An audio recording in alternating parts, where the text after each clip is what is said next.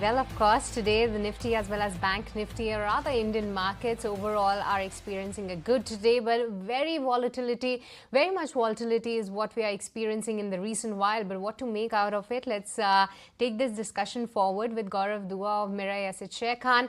Hi Gaurav, good to be speaking with you. Uncertain times for the Indian markets, but Gaurav, what we have seen in the past that these uncertain times offer a very good opportunity for a portfolio building to prepare yourself for a long-term investing. But given the fall that we have seen on a YTD basis, given the relentless FII selling, do you believe now is the right time to maybe once again start looking to deploy afresh, or wait for some time rather?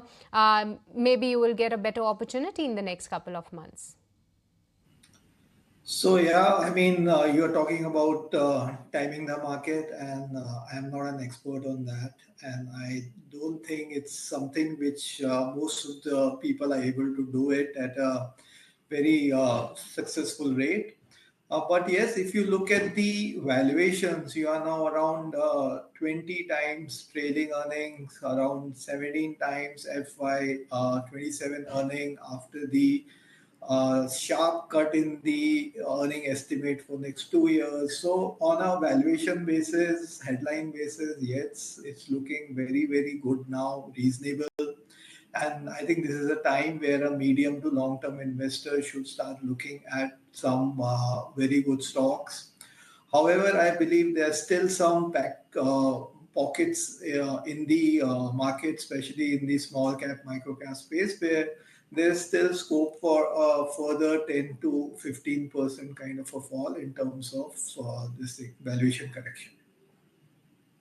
Gaurav, this is Ankita also joining in. Good afternoon to you. So you mentioned how SMIDs could be a place where you're still not comfortable with the valuation, that there could be further correction in those names, in those pockets.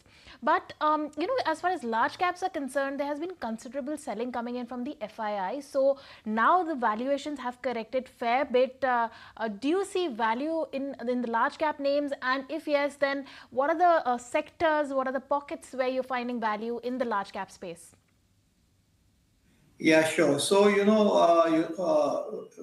we still, this thing continue to believe that the risk reward is much, much better in the large cap space. Now, especially given the backdrop of expected global slowdown and the slowdown in the global trade, you obviously will want to focus on the domestic side of the stories at this point of time, rather than go and take a risk on a export driven kind of a business. So what we have been recommending to our clients are stock like private sector banks like ICICI, Axis Bank, Bajaj, Finserv, Ultratech, Bharti Airtel, L&T. So these are some of the domestic driven stories where we believe this is the time that you can start to buy and accumulate. Given so much uncertainty around tariff, help us understand that what's been your reading. Why I ask is, though India doesn't have that much of an exposure to the US markets, and they don't contribute much in our GDP, but overall, India will be not left behind when it comes to the what's been happening globally and what sort of a shift that we see in the supply chains. Saying that, Gaurav, some of the experts are now looking out for the domestic plays rather. So help us understand what's been your reading and what's your take on the same sectorally, which are the best placed sectors and which are the worst ones. Yeah, sure. So, India is much better place compared to our peers because of our this inward looking economy. More so, I think as the news flow, what we see is that India would be able to strike some kind of a reconciliatory deal or a bilateral trading agreement with US. So in that front, we are like better placed than some of our peers. Having this thing said, this global slowdown or a global slowdown in trade will still affect some of our exporting companies. So that is where you need to avoid. So what we are doing is we are avoiding the global commodity companies like steel, metals, and also basically the exporting kind of companies.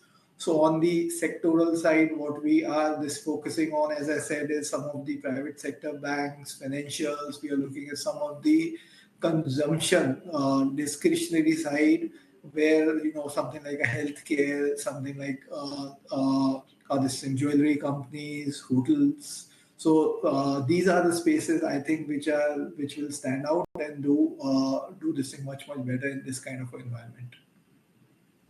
Right.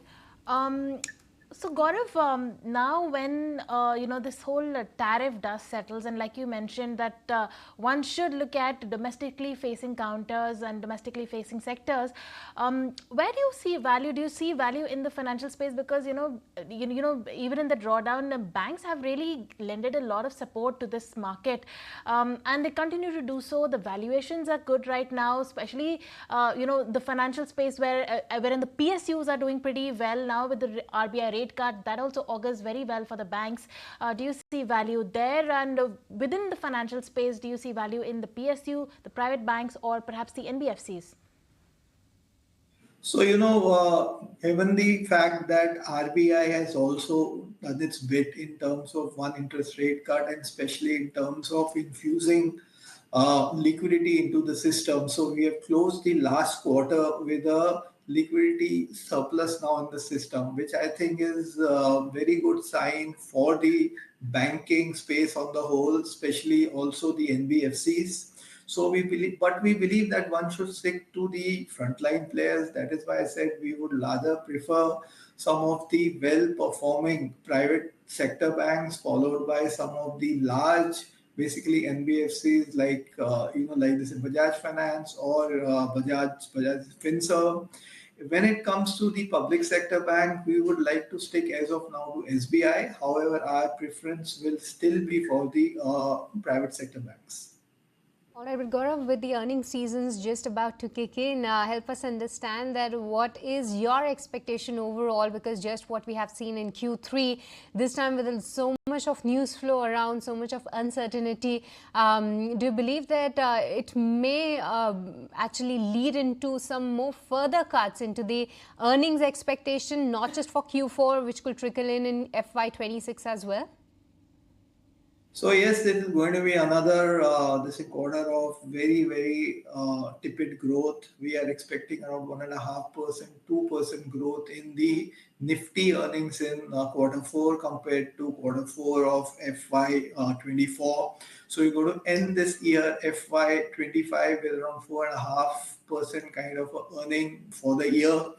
I mean, that's, very sharp moderation, the growth in earning as compared to around 18 to 20% kind of earning growth that we have seen for past 5 years.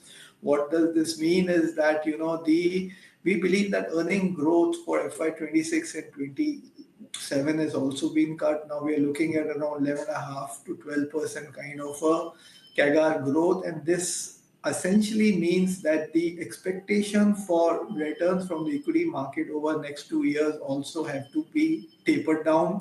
What we have seen because of this 4 or 5 years of a one-way kind of a bull run, the expectations among the investors tend to be pretty high, 20-25%, but that is something which I think might not be possible in next 18 to 24 months. All right, Gaurav, on that note, we will let you go. Thank you so much for taking the time out and joining us today and weighing in on the markets and how they're likely to shape up. Thank you so much. If you like this video, then like, share and subscribe to ET Now.